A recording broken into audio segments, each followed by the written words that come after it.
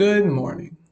Um, Today, we're going to be going over one of the logical deductive reasonings, tactics.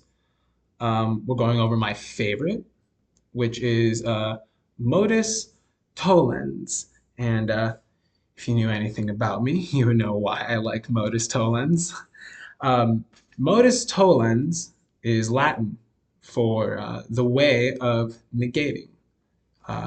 It's the opposite of the other deductive reasoning tactic, modus ponens, which would be the art of affirming.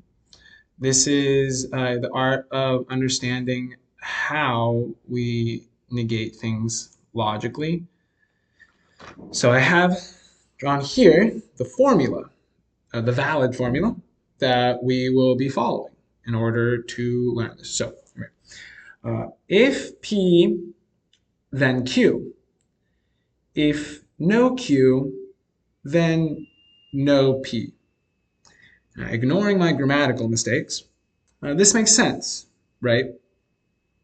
We can see here, Q is a consequence of P, right? Therefore, the absence of Q means that P could not have happened.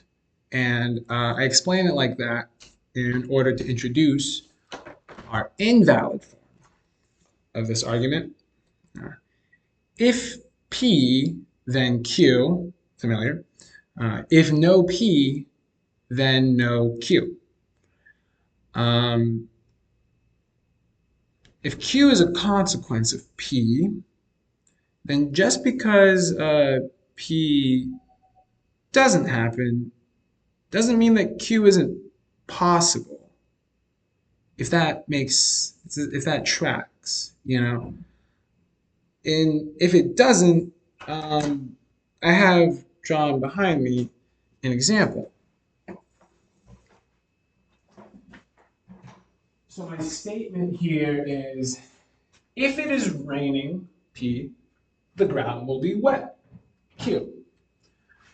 Our valid form says, the ground is not wet, negating Q, therefore it is not raining.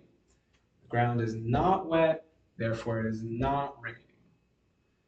Our invalid form of this argument would say, it is not raining, therefore the ground is not wet, negating P before Q.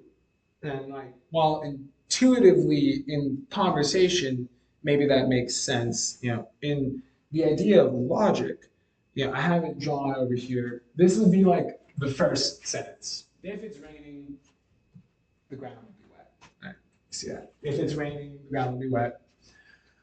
And you can imagine that if these raindrops were just to disappear, right, then our rain puddle would disappear as well.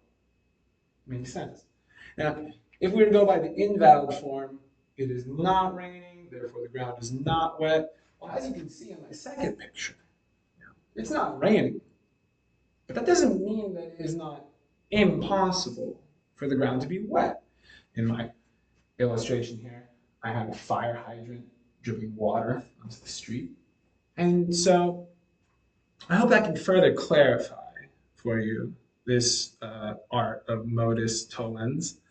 It's actually quite popular with our politicians, which is why it's my favorite.